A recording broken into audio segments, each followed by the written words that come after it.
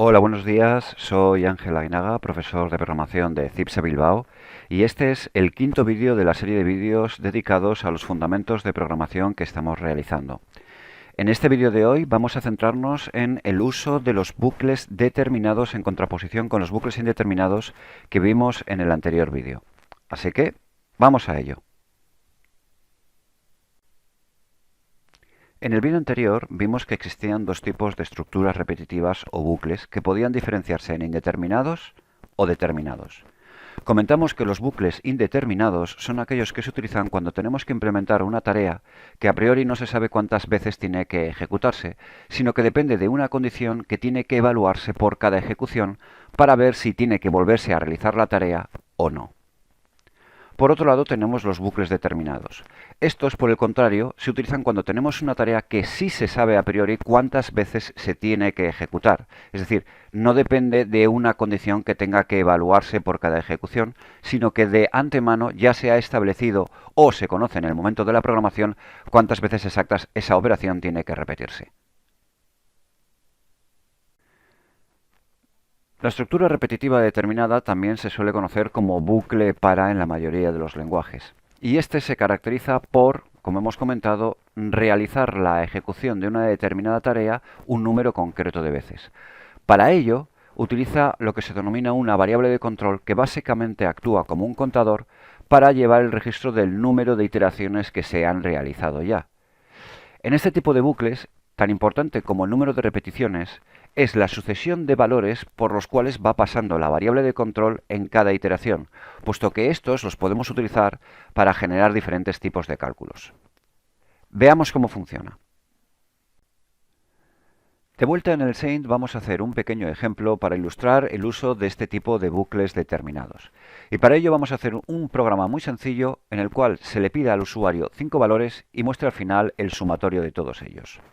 Para ello, dado que sabemos cuántos números tenemos que pedir, vamos a utilizar un bucle determinado. Así pues, vamos a abrir aquí la pestaña de herramientas y bueno, vamos a seleccionar esta última opción de aquí, que es el bucle determinado. Vemos cómo se nos muestra entonces aquí el algoritmo en el cual pues tenemos por aquí esta zona de aquí, que es donde vamos a poder añadir las operaciones que queremos que se realicen dentro del bucle, y vemos aquí esta elipse en la cual tenemos que introducir una serie de valores. ¿Qué valores son estos? Bueno, pues el primero que tenemos que introducir es un identificador. Este identificador es el nombre que va a llevar lo que se denomina la variable de control. Y es que todos los bucles determinados utilizan una variable que actúa como contador y que le sirve al bucle para saber cuántas vueltas lleva realizadas y cuántas tiene que realizar antes de acabar. Por lo tanto, es básicamente un contador de iteraciones. Bien, a esta variable le tenemos que dar un nombre y, bueno, podemos darle el nombre que queramos. Habitualmente, pues bueno, se le suele llamar simplemente i. A continuación tenemos tres huecos que tenemos que rellenar y que representan el valor inicial, el valor final y el paso o incremento que hay que aplicar a la variable de control por cada iteración. Estos tres valores van a indicar la sucesión de valores por los cuales va a pasar la variable de control por cada una de las ejecuciones, con lo cual van a determinar en última instancia cuántas vueltas va a dar el bucle. Por lo tanto, si nosotros queremos que este bucle se ejecute 5 veces, deberíamos indicar los siguientes valores, o podríamos indicar los siguientes valores. Valor inicial, pongamos 1. A continuación, indicamos el paso, es decir, qué variación, qué incremento o decremento se le va a aplicar a el valor de la variable de control por cada iteración, que en este caso vamos a poner 1, lo cual quiere decir que por cada iteración le vamos a sumar la unidad a esa variable. Y por último indicamos el valor final, es decir, cuál va a ser el valor que va a adquirir la variable de control cuando queramos que el bucle termine, que en este caso será 5. Con lo cual, lo que tenemos aquí es un bucle determinado cuya variable de control i empieza en 1 y va sumando por cada iteración 1 hasta llegar a 5. Ahora, a continuación, lo que tenemos que hacer es añadir las instrucciones que queremos que se ejecuten en el interior de este bucle, que, como hemos comentado, era solicitar un número y ir sumándolos. Así pues, vamos a introducir una sentencia de salida indicando introduce un valor. Ahora una sentencia de entrada en la cual recogemos el valor introducido por el usuario y luego vamos a llamar variable valor, y a continuación vamos a añadir una variable sumatorio que la vamos a inicializar antes del bucle y que le vamos a volver a asignar dentro del bucle y tras la recepción del valor indicado por el usuario, vamos a sumarle el valor dado por el usuario en cada iteración. Sumatorio igual a sumatorio más valor. Con lo cual lo que hacemos es asignarle a la variable sumatorio su propio valor más lo que acaba de introducir el usuario, con lo cual se va a ir incrementando, acumulando cada uno de los valores que el usuario vaya dando en cada iteración. Al final, una vez que este bucle termine, tendremos en esa variable el resultado de la suma de todos los valores dados por el usuario, con lo cual, una vez que termina el bucle, podemos en una sentencia de salida simplemente mostrar el resultado. El sumatorio es y añadimos la variable sumatorio. Y con esto ya tendríamos hecho nuestra aplicación. A continuación vamos a probar el funcionamiento, vamos a ver si funciona de manera correcta. Damos al play y bueno, pues nos sale aquí, efectivamente, introduce un valor. Bueno, pues vamos a introducir pues 10, 5, 2, 6, 8. Y bueno, aquí vemos efectivamente cómo tras introducir los 5 valores, pues nos ha mostrado el resultado. Bien, una vez que hemos visto cómo funciona este programa, vamos a ver el uso que podemos hacer de la variable de control. Como hemos comentado, los bucles para llevan todos una variable de control que en este caso nosotros le hemos añadido el identificador i. La función de esta variable es básicamente llevar el cuenteo del número de iteraciones que el bucle tiene que realizar. Por lo tanto, nosotros podemos coger y utilizar el valor de esa variable pues, para alguna operación que queramos dentro del bucle.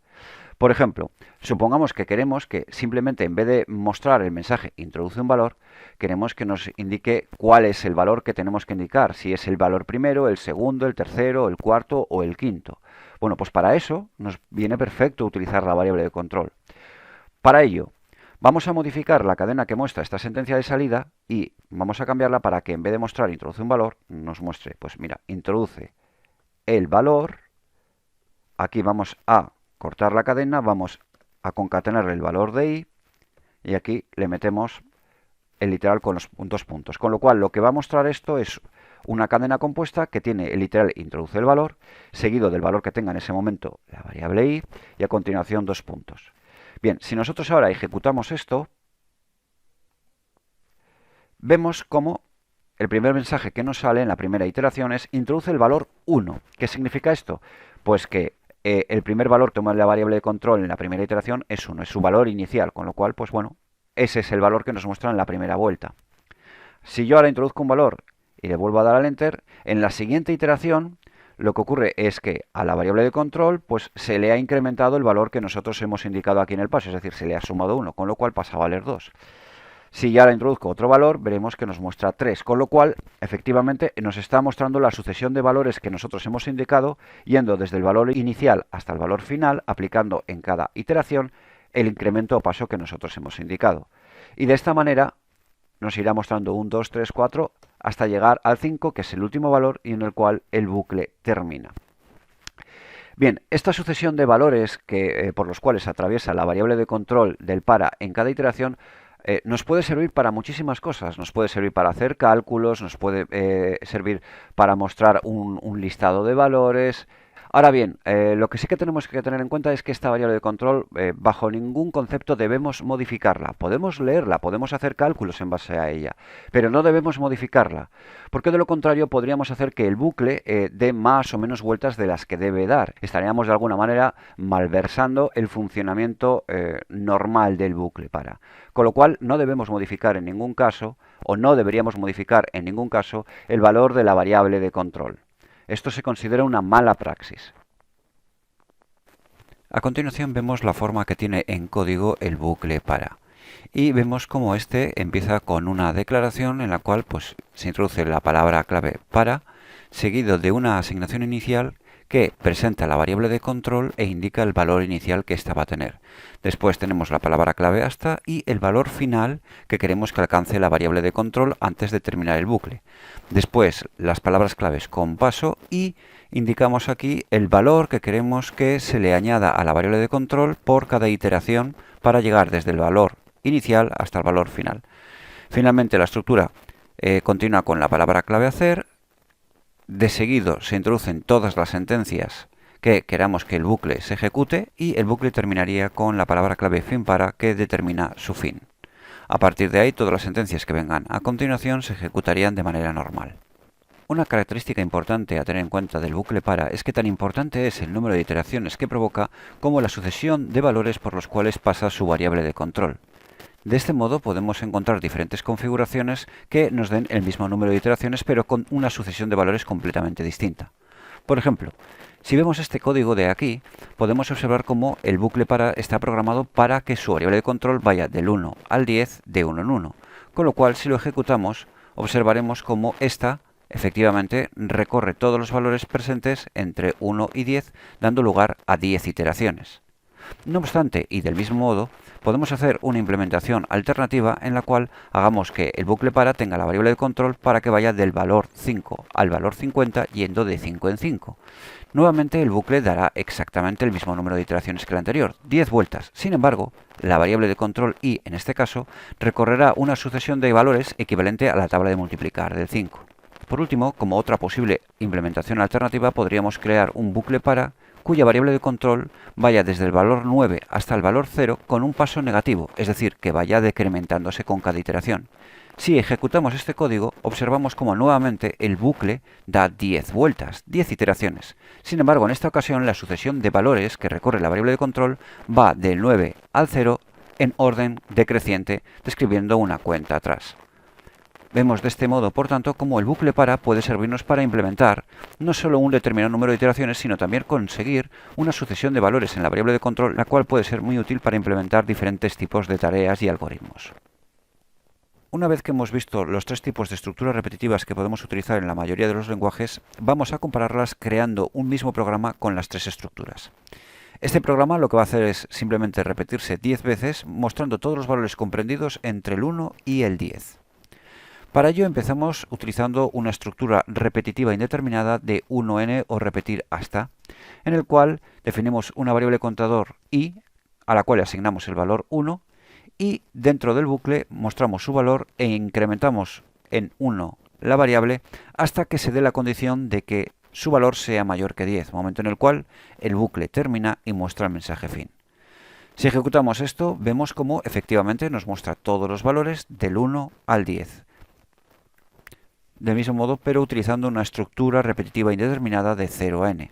En este caso volvemos a definir la variable contador i, de manera que mientras su valor sea inferior o igual a 10, lo que haremos es mostrarla e incrementar su valor en la unidad, hasta que, una vez que termine, mostrar el mensaje fin. Si ejecutamos este código, vemos cómo el resultado es efectivamente el mismo que en el caso anterior. Es decir, nuevamente el bucle se repite 10 veces, mostrándonos todos los valores comprendidos entre el 1 y el 10 de 1 en 1. Por último, y para terminar, vamos a implementar el mismo código, pero en este caso vamos a utilizar una estructura repetitiva determinada. Para lo cual definimos la estructura para, indicando la variable de control i, que vaya desde el 1 hasta el 10 con paso 1. Dentro del bucle lo único que hacemos es mostrar el valor de la variable de control hasta que una vez termine y muestre el mensaje fin. Si ejecutamos este tercer código, vemos como igualmente, como en los casos anteriores, también nos muestra los valores del 1 al 10 de 1 en 1, repitiéndose un total de 10 veces. Viendo esto, podemos llegar a la conclusión de que podemos implementar cualquier tipo de operación que tenga que repetirse un número determinado de veces o genere una determinada sucesión de valores utilizando los tres tipos de estructuras repetitivas. No obstante, en ese caso, el tipo de estructura repetitiva más aconsejable es la determinada, puesto que para empezar nos ahorra el tener que ocuparnos de incrementar la variable de control, puesto que lo hace ella automáticamente, como consecuencia de lo cual pues, nos ahorramos al menos una línea de código. Las estructuras repetitivas también pueden anidarse igual que las estructuras condicionales. Esto se hace cuando necesitamos implementar operaciones que tienen que repetirse dentro del contexto de otras operaciones que también se repiten a sí mismo. Para ver esto vamos a hacer un pequeño ejemplo. Supongamos que queremos hacer un programa en el cual se le solicita a cada usuario que va a ir en un autobús el número de billetes que quiere comprar. Evidentemente, por cada usuario, además hay que validar que no soliciten más billetes que plazas libres quedan. con lo cual vemos que tenemos dos procesos repetitivos. Un proceso repetitivo en el cual van pasando un número indeterminado de usuarios pidiendo billetes hasta que el autobús esté lleno, ya no queden plazas libres, y otro en el cual se valida que el usuario no introduzca un número de billetes superior al de plazas que hay, indicándole en tal caso que hay un error y volviéndole a solicitar un número de billetes. Por tanto, vamos a empezar creando una variable en la cual almacenaremos el número de plazas libres, que en este caso pongamos son 40. A continuación, lo siguiente que tendríamos que hacer es una estructura repetitiva en cuyo código se atienda a cada usuario. ¿Haciendo qué? Pues solicitándole el número de plazas que quiere adquirir. Evidentemente esto tiene que repetirse hasta que ya no queden más plazas libres, es decir, hasta que el número de plazas sea 0. Por tanto, al menos tendrá que darse una vez, tendrá que pasar un usuario pues, para comprar todas las plazas en el mejor de los casos. Por lo tanto, tenemos una estructura repetitiva indeterminada, pero de tipo 1n, es decir, un repetir hasta. Por tanto, lo colocamos y fijamos la condición. Esto tiene que repetirse hasta que el número de plazas sea 0. Bien, ¿qué sucede dentro de esta estructura repetitiva? Pues lo que sucede es que al usuario hay que indicarle cuántos billetes quiere adquirir. Por lo tanto, metemos una sentencia de salida en la cual le indicamos el texto indica el número de billetes. Y de igual modo introducimos una sentencia de entrada recogiendo el número de billetes dados por el usuario. Claro, evidentemente antes de poder restar este número de billetes al número de plazas que hay en el autobús y acometer la venta de los mismos, hay que validar que el usuario no esté pidiendo más billetes que plazas libres hay, en cuyo caso habría que indicarle que eso es un error, que ha indicado más billetes de los que hay disponibles y volverle a solicitar el número de plazas. Claro, esto puede repetirse hasta que el usuario introduzca un número de billetes válido. ¿Cuántas veces? Pues depende como mínimo 0. ¿Por qué? Porque si el usuario de primeras introduce correctamente un número de billetes inferior o igual al de plazas existentes, no será necesario en ningún caso indicarle que se ha cometido un error ni volverle a solicitar el número de billetes. Así pues, estamos ante la necesidad de una estructura repetitiva indeterminada de 0 a n. Por lo tanto, un repetir mientras. Con lo cual, vamos a cogerlo y lo añadimos. ¿Cuál sería la condición en este caso? Bueno, pues este bucle tiene que repetirse mientras el usuario indique un número de billetes que sea mayor que el de plazas libres. ¿Qué debe suceder en caso de darse esto? Pues lo que tiene que suceder es que hay que indicarle al usuario que ha cometido un error, que no se le puede vender, por ejemplo, número de billetes excesivo, y a continuación volverle a solicitar los billetes, es decir, metemos otra sentencia de entrada y volvemos a solicitar los billetes, con lo cual tras indicar el usuario el número de billetes se volverá a comprobar si ha introducido un número de billetes a ver si es mayor que el de plazas, en cuyo caso volveríamos a indicar el error, o si por el contrario no se cumple, en cuyo caso podríamos acometer la venta de esos billetes, lo cual decrementaría el número de plazas disponibles. Así pues, a la salida de este bucle lo primero que tenemos que hacer es restar al número de plazas disponibles los billetes adquiridos por el usuario. De manera que el número de plazas vaya decreciendo paulatinamente hasta llegar a 0. Para terminar y antes de ejecutar el código vamos a modificar esta sentencia de entrada para que nos muestre el número de plazas que quedan restantes y veamos así cómo funciona el algoritmo. Una vez hecho esto, vamos a ejecutar paso a paso. Vemos cómo la ejecución empieza, hace la asignación y nos muestra el mensaje indica el número de billetes. Hay 40. Bien, pues vamos a indicar, por ejemplo, que queremos comprar 20. ¿Qué es lo que sucederá? Bueno, pues como el número de billetes que hemos indicado, 20, no va a ser mayor que el de plazas, pues saltará todo esto, con lo cual vendrá por aquí. A plazas le restará el número de billetes introducidos, con lo cual plazas se quedará en 20 y como no será igual a 0 todavía, volverá a subir y volverá a dar paso al siguiente usuario indicándole el número de billetes que quiere. Vemos cómo efectivamente no se cumple, salta al falsa, salta por la rama del falso, ejecuta plazas, vuelve a subir, dado que no se cumple la condición, y nos vuelve a solicitar el número de billetes. Supongamos que ahora le indicamos, por ejemplo, 10. Nuevamente vuelve a suceder lo mismo, como el número de billetes no supera el de plazas, se salta el bucle, decrementa el número de plazas con el número de billetes indicados y dado que todavía no es cero, vuelve a subir y nos vuelve a solicitar billetes. Supongamos que ahora le indico 15. En este caso lo que va a ocurrir ahora es que esta condición sí va a ser cierta, dado que 15 es mayor que el número de plazas que aún quedan, que son 10. Con lo cual entraríamos en este bucle indicándonos que ha habido un error y volviéndonos a pedir el número de billetes. Ejecutamos. Efectivamente, la condición es cierta, el bucle entra, nos indica el mensaje de error y nos vuelve a solicitar el número de billetes. Si ahora volvemos otra vez a indicar, por ejemplo, pues un número como, por ejemplo, 12, es decir, un número mayor al de plazas que hay, nuevamente la condición seguirá siendo cierta y volverá a ejecutarse el bucle otra vez. Como vemos, este bucle se puede ejecutar indefinidas veces, pero como mínimo podría no ejecutarse nunca si introducimos un valor por debajo del número de plazas existentes. Ahora vamos a introducir, por ejemplo, 5, con lo cual esta condición ya no es cierta. El bucle sigue, descuenta el número de billetes comprados al número de plazas y, como todavía no es igual a 0, vuelve a subir y nos vuelve a solicitar el número de billetes. Supongamos que ahora le indicamos 5. ¿Qué es lo que sucederá? Dado que 5 no es mayor que 5, es decir, el número de billetes que hemos pedido no es mayor que el número de plazas, este código, este bucle, se lo va a saltar, volverá a decrementar el número de plazas con el número de billetes indicados y en este caso, como estamos pidiendo exactamente el mismo número de plazas que existen, esta condición se verá cierta, dado que nos quedará 0, y el bucle terminará. Efectivamente, vemos como ahora plazas ya es 0, el programa termina y se completa la ejecución. Con lo cual vemos aquí como hemos creado una aplicación utilizando dos estructuras repetitivas indeterminadas de 1n y 0n anidadas dentro una de la otra. Para terminar vemos el aspecto que tiene el algoritmo que acabamos de ver en código.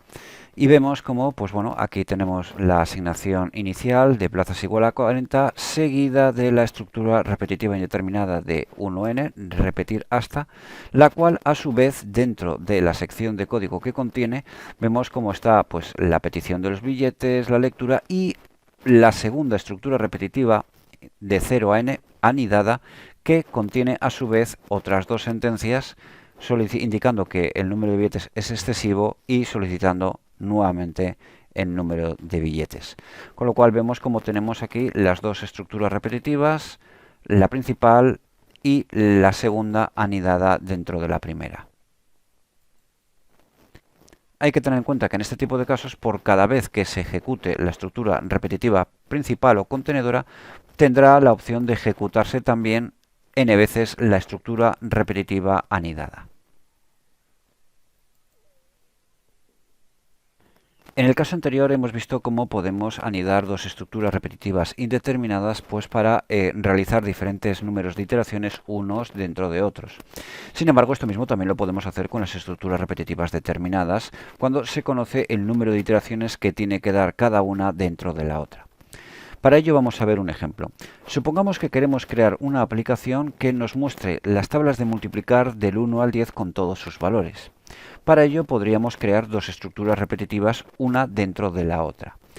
La primera estructura repetitiva lo que va a hacer es recorrer todos los valores que van del 1 al 10 y que va a ser el número de la tabla que queremos mostrar, con lo cual vamos a llamar a la variable de control tabla. Vamos a decirle que vaya de 1 a 10 de 1 en 1. Bien, ¿qué vamos a hacer dentro de este bucle? Dentro de este bucle lo que tendríamos que hacer sería sacar un mensaje que indique, por ejemplo, tabla del, y aquí metemos el valor de la variable de control de este bucle, tabla. Con lo cual, con cada iteración nos mostrará tabla del 1, luego tabla del 2, luego tabla del 3, es decir, mostrándonos la sucesión de valores que va a atravesar la variable de control tabla. Ahora bien, dentro de cada repetición, lo que se tiene que mostrar no solo el mensaje tabla del número que sea, sino que también tienen que salirnos la tabla de multiplicar correspondiente, con lo cual necesitamos multiplicar el valor de esta variable de control por todos los números del 1 al 10 en cada iteración. Así pues, necesitamos un segundo bucle anidado determinado que lo que nos haga pues es generarnos una sucesión de valores que vaya también del 1 al 10. En este caso vamos a llamar a la variable de control y al igual que en el caso del bucle principal o contenedor, también va a tener la variable de control va a empezar del valor 1 hasta el valor 10, yendo de 1 en 1. ¿Qué es lo que va a ocurrir dentro de este bucle anidado? Bueno, pues lo que tiene que ocurrir es que se muestre por pantalla el resultado de multiplicar el valor de la variable de control y multiplicado por el valor de la variable de control tabla, que es la que determina la tabla cuyos valores estamos mostrando. Así pues, nuevamente metemos una sentencia de salida en la cual vamos a mostrar simple y llanamente pues el valor de tabla